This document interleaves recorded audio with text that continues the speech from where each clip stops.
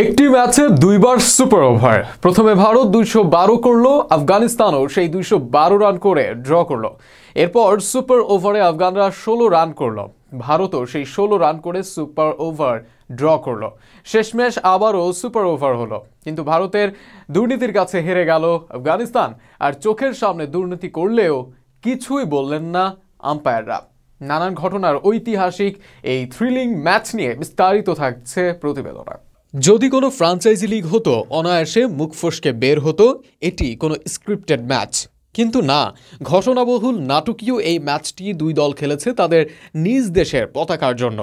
আর হয়েছে ইতিহাস, যেখানে দুইবার হয়েছে সুপার ওভার। শেষমেশ ভারতের অনৈতিক চালাকির ফলে যদিও হার হয়েছে আফগানদের, তবে ক্রিকেটকে নিজেদের ব্যাপারে আরও একবার জানান দিয়েছেন গুরবাজ নবীরা।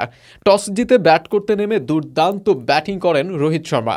আগের দুই ম্যাচে ডাক মারার পর এই ম্যাচে করলেন দুর্দান্ত সেঞ্চুরি।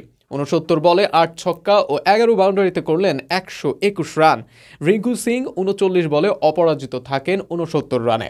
বাকিরা অবশ্য কেউই কিছুই করতে পারেনি। আর তবুও নির্ধারিত 20 ওভারে 4 উইকেট হারিয়ে ভারতের সংগ্রহ দাঁড়ায় 212 রান। জবাব দিতে নেমে রহমানুল্লাহ গুরবাজ ও ইব্রাহিম জাদরান মিলে গড়েন 93 রানের জুটি। 32 বলে 50 রান করে আউট হন গুরবাজ। ইব্রাহিম জাদরানও করেন 41 বলে 50 রান। গোলাবুদ্দিন নাইব 23 বলে 55 রান করে অপরাজিত থাকেন। 16 বলে 34 রান করেন মোহাম্মদ নবী। শেষ ওভারে জয়ের জন্য প্রয়োজন ছিল 19 রানের। গোলাবুদ্দিন নাইব 4 ছক্কা মেরেও রান তুলতে পেরেছেন 18টি। ম্যাচ হয়ে যায় টাই, যে কারণে খেলা গড়ায় সুপার ওভারে।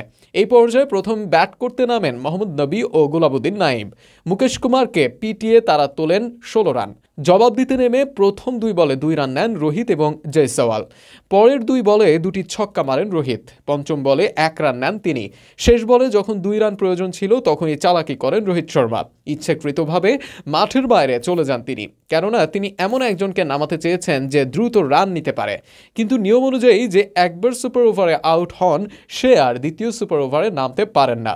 যাই হোক, শেষ বলে জয়সওয়াল 1 রান নিলে ম্যাচ আবারও টাই হয়, ফলে দ্বিতীয় সুপার ওভারে খেলা গড়ায়।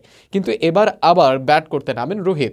নিয়ম না থাকলেও আম্পায়াররা কিছুই বলেননি তাকে, বরং অনেকে বলছেন রোহিত রিটায়ার্ড হার্ড হয়ে নেমেছেন, রিটায়ার্ড আউট নয়। কিন্তু ম্যাচ শেষে ভারতের কোচ নিজে বলেছেন ইচ্ছাকৃত আউট হয়ে নেমেছিলেন রোহিত।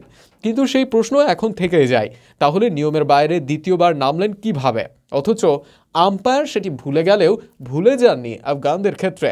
তাদের আগের সুপার ওভারে যে বল করেছেন তাকে আর বল করতে দেয়নি এবার।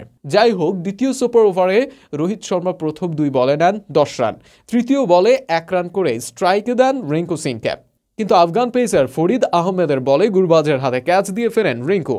পরের বলে সঞ্জু স্যামসনকে আউট করেন ফরিদ। ভারতের সংগ্রহ দাঁড়ায় 11।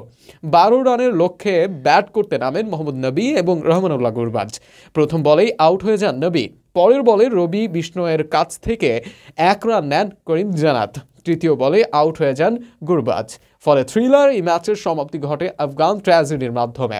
ম্যাচটিতে সুপার ওভার সহ টোটাল রান হয়েছে 469।